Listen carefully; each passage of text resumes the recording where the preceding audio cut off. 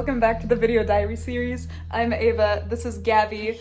We're doing nostalgic cool math games, Fireboy and Lava Girl. No, Fireboy and Water Girl for closing day of Little Women before our crawl time because we had a little sleepover, college sleepover. So let me get you positioned so you can are so close to finishing this level of Fireboy and Water Girl, it's not even funny. Yeah, but this is my Christian video diary series, for those of you who don't know me, where we talk about being Christians in the performing arts, and this is a chaotic intro to the vlog because these are slumber party activities before we go into our hectic closing day for Little Women the musical. No! Gabby. No! We're gonna get it. So what I'm doing is like, as it's like falling down, then I hop off and then catch it on the way back up. Like, what I do is just dip below and then hop off, and then it'll rapidly go up and then so I think as I'm going down, Go! No!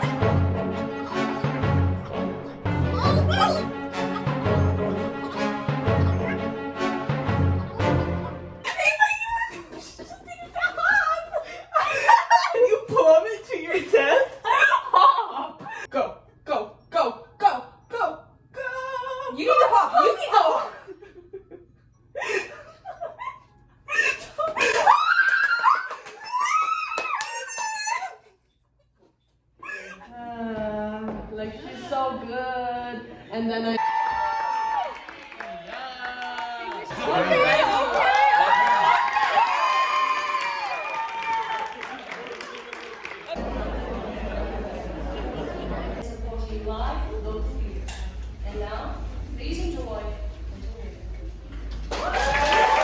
Okay, we just closed Little Women officially. Now we have about 20 minutes before strike, so I'm gonna quickly go get some food and then we're gonna strike the set.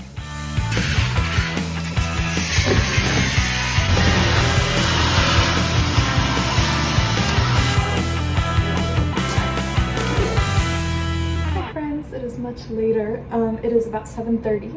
Which I'm glad about because we thought that strike was going to take until 9 p.m. and I thought that I might have to change plans and have to head home tomorrow instead of today, and I'm thinking if I speed I'll be able to pack fast enough and head home tonight, hopefully. We'll see, depends on how fast I get this done. So yeah. Hey fam, hey.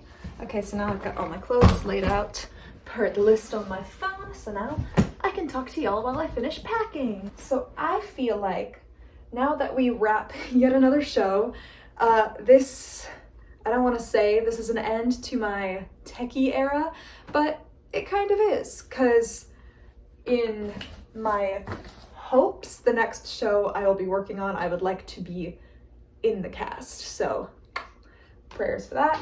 I've got a couple projects I have my eyes on, just waiting for audition dates to be announced. But yeah, it's been really fun to have this experience as being on tech crew now for both the Diary of Anne Frank, if you were here for any of those vlogs, and now for Little Women. It's been a really important learning experience that I'm really grateful I had.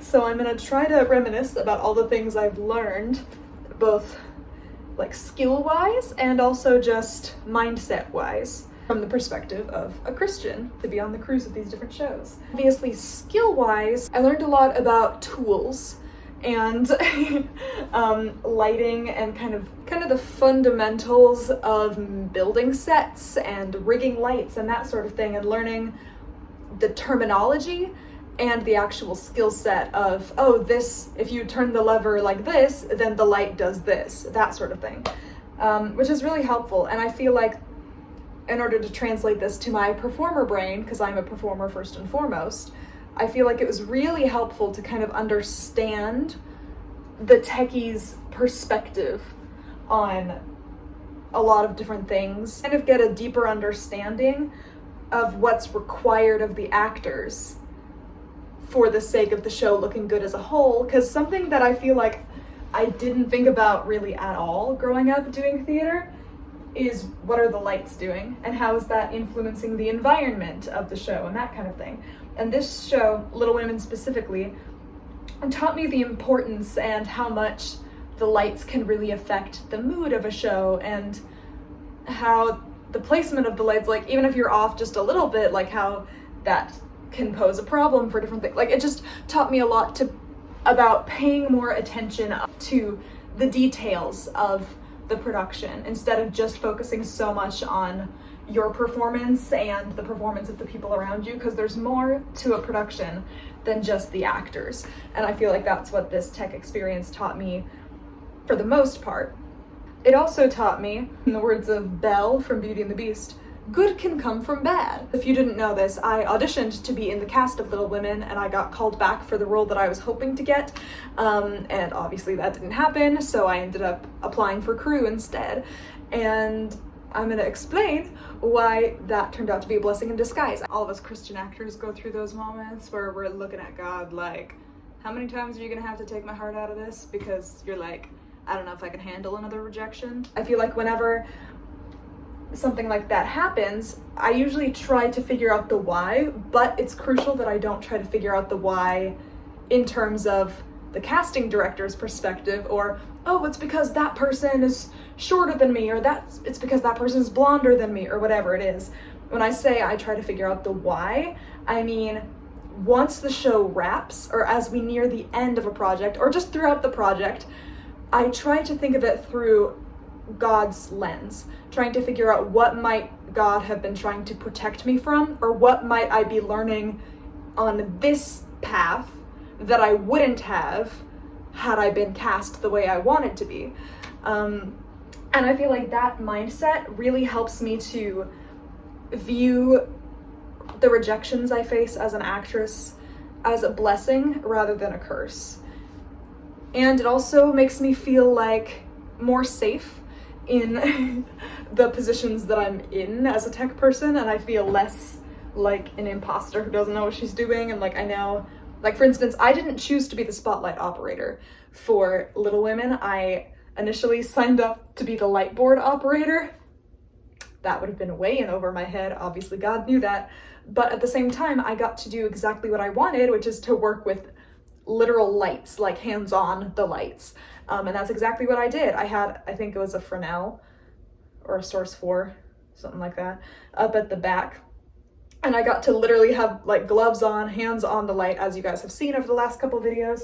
And that's just been a really cool experience, because now I feel much more comfortable with the mechanics of lights, which I think will help me in light hang going forward. When it's like you're under pressure and you're up in the sky on a ladder trying to do these things, it's like now I kind of muscle memory know how to work the light itself, so I can get over the other hurdles now more easily.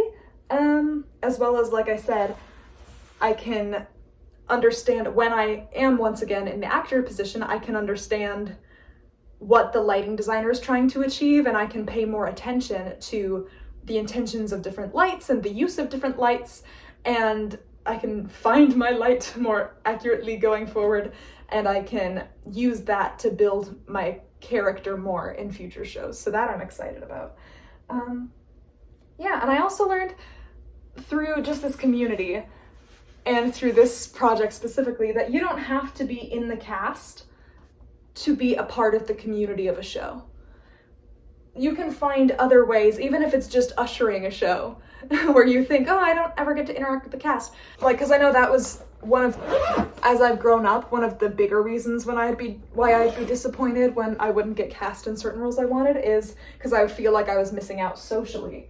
This show taught me that that's not the case, because you can either apply for crew, or if you get rejected for crew 2, you can try to usher, or if not, you can come see shows, and you can still build those relationships, because if these are the kind of people you want to be hanging out with, they won't revolve their whole identity around their characters that they're playing, and they won't be exclusive to just their scene partners. And if they are, maybe you don't want them as a close friend anyway. Yeah, because we're all artists that have faced the same rejections, and we're all just people at the end of the day. Same thing with casting directors. Everyone is looking for that kind of camaraderie, so you don't need to feel like you're inferior to the people that did get cast in any way, shape, or form, and chances are they'll still be very friendly to you, even if you just go up to a circle of them during mic check and just start talking to them. And now I'm putting the finishing touches into my bag here. Got my jackets. Okay, all my clothes are packed. I have my final items kind of scattered around the place. I just need to find bags for them. And then I'm gonna drive home for spring break. I can blast my music on a hopefully calm night drive to my house, where my favorite artists can sing me to sleep on the drive home while I get to sleep in my own bed tonight. It'll be really nice. So thank you guys so much for watching this video. Thank you for coming along with me for our journey through Little Women. If you want to kind of see more behind the scenes of me working on Little Women, the first time I mentioned the project is episode 21 and 22, Hibernating into Spring, and Back in Black is when I announce what I am working on in the show. So kind of from those points on, we are in the Little Women era. So thank you for coming along for my tech era with me, and I don't know if I'll post it for spring break or not, but if I don't, I hope you guys have a safe, fun spring break, and I'll see you guys next time. Jesus loves you. Bye.